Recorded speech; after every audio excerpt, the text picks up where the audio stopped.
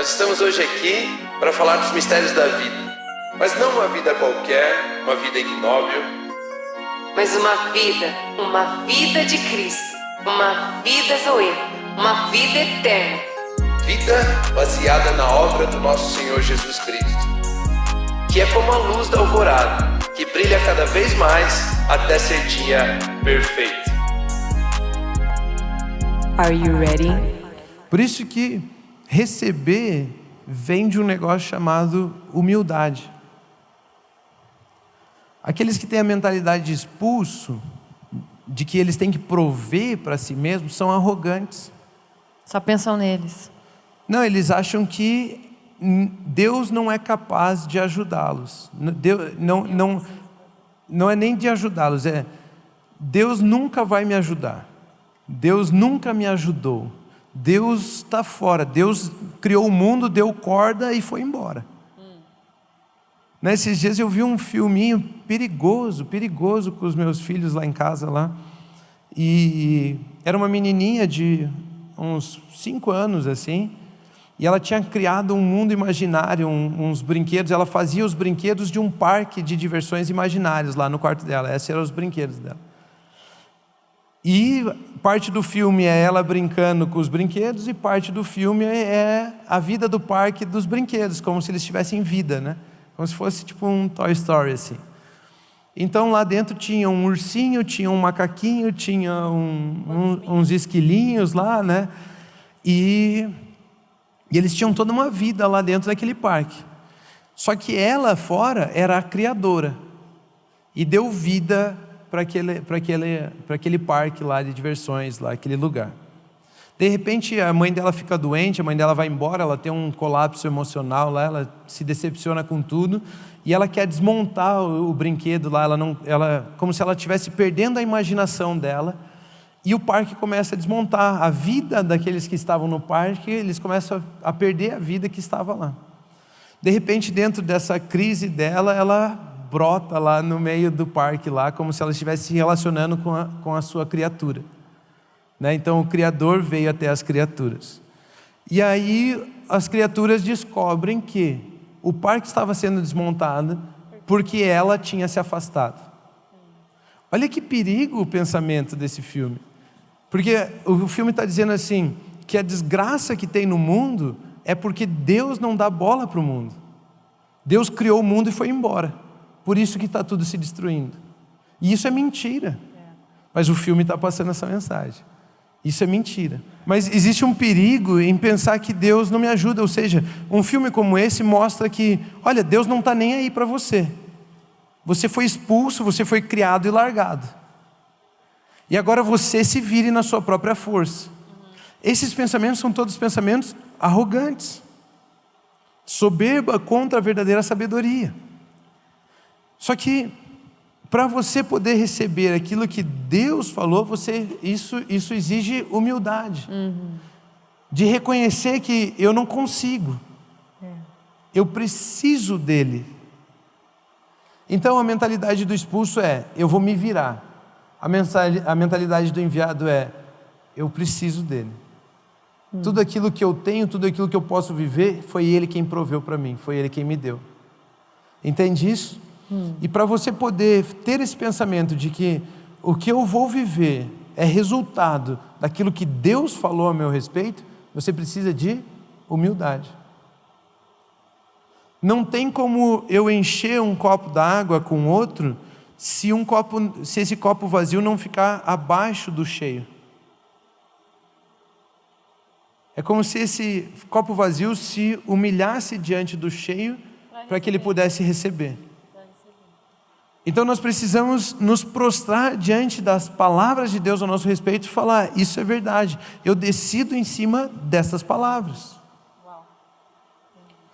Eu não posso me levantar contra a palavra de Deus, eu preciso me prostrar diante da palavra de Deus. Receber a palavra de Deus. Eu estava vendo, né, que tem o ponto de elasticidade e um ponto de inclinação. Ó. Você tá hoje, hein? Estou estudando. Tinha Gades, né? Melhor dia da semana, graças a Deus é sexta. sexta e a gente pode entrar dentro da imaginação do Rômulo e acompanhar os pensamentos dele. Na verdade, eu acho que o pessoal está sentindo falta um pouco de você falar algumas coisas. Não, né? então já deixa eu aproveitar, então, só finalizar com um versículo, porque o tempo todo você estava falando da palavra, e eu lembrei de 2 Timóteo 3,17, que de fato diz ali que toda a Escritura é inspirada por Deus e útil para o ensino, para a repreensão, para a correção e para a instrução na justiça, para que o homem de Deus seja apto e plenamente preparado para toda boa obra. Então, aquilo que você de fato falou, que somos parceiros de Deus, o que Deus disse, começa a ser manifestado, a criação aguarda, a natureza aguarda, tudo aguarda a manifestação dos filhos, quando nós entendemos que toda a Escritura é inspirada por Deus e útil para que o homem seja apto para toda boa obra. Então, nós só conseguimos concordar com Deus a partir do momento que nós recebemos aquilo que Ele disse. E aqui só fechou certinho. Quando eu lembrei desse versículo, eu falei, meu Deus, tudo isso que o Romulo falou está aqui em 2 Timóteo, perfeito para o ensino, para a repreensão, para a correção e para a instrução na justiça. Como então decidir? Na palavra de Deus. Como pensar se isso é certo ou errado? Na palavra de Deus. Como saber se aquilo que eu estou fazendo eu estou me arriscando ou não? Vou verificar na palavra de Deus. Se está na palavra de Deus e de fato recebo essa instrução para a justiça, eu entendo e recebo que eu estou apto para toda boa obra. E foi fantástico. Quando você falou, eu falei, meu Deus, mas você estava tão boa a história que eu não queria te cortar. Esse texto fala sobre concordar com essa palavra, né? Como nós estamos falando sobre como decidir, né? Moisés, não olhe para as circunstâncias. Isso. Olhe para o que eu disse a seu respeito. Essa palavra é o que faz com que você tome consciência, é essa palavra que vai agir sobre a sua vida, né? Dê-lhes a tua palavra. Pronto, eles têm tudo. Pronto. E aí, quando fala assim, eu preciso tomar uma decisão, eu não olho para as circunstâncias e não olho para um futuro que eu esperava ter. Eu olho para a palavra e o que a palavra diz a respeito de mim. E me vejo. E aí agora eu posso tomar qualquer decisão. Ou seja, como ter uma decisão? Sempre baseado na palavra, porque a palavra revela o que Deus já fez por mim, o que Ele já disse a meu respeito. E aí aqui entra esse ponto de concordância. Se você pegar um elástico e você ficar puxando ele tem um ponto de elasticidade ali, ele sempre vai voltar para a mesma posição. E às vezes nós somos meio elásticos com Deus. Não, eu estou crendo, eu acho que essa palavra é para mim, mas quando larga, volta a fazer as mesmas coisas.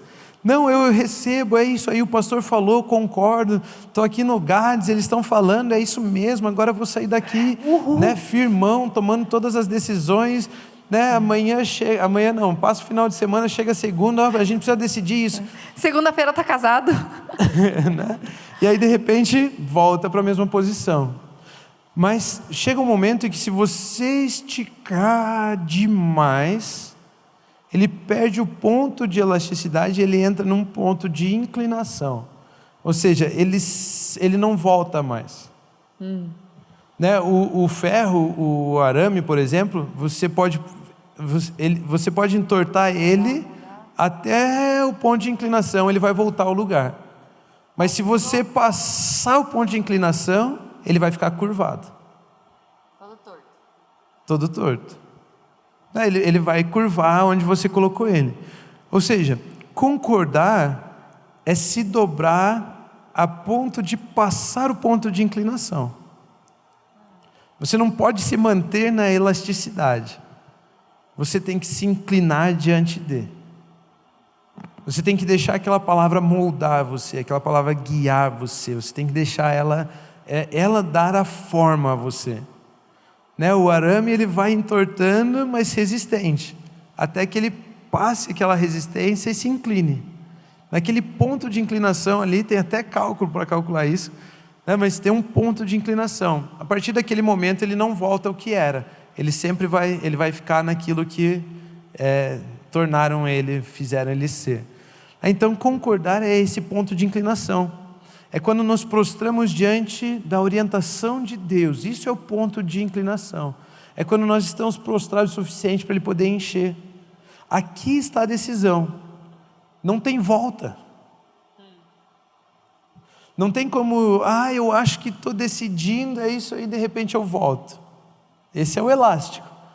Mas, eu vou e eu fui, e agora o elástico está, como que fala quando o elástico fica? Ruim. Ruim.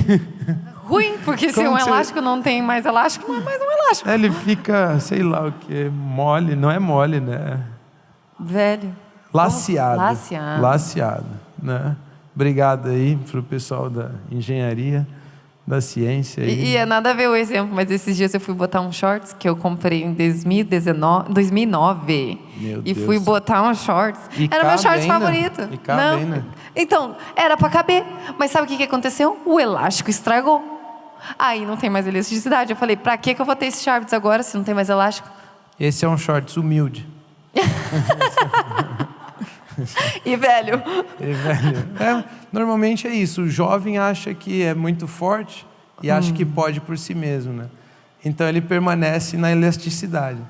Mas o velho já entendeu. O experimentado na palavra da justiça, o que não é imaturo, já entendeu que não é na sua própria força. Então ele se inclina. Muito bom. Né? Mas Então, você é pastor mesmo, né, irmão? Seja um shorts laceado. Leve esse exemplo para vocês. Seja um shorts laceado. Seja um shorts laceado.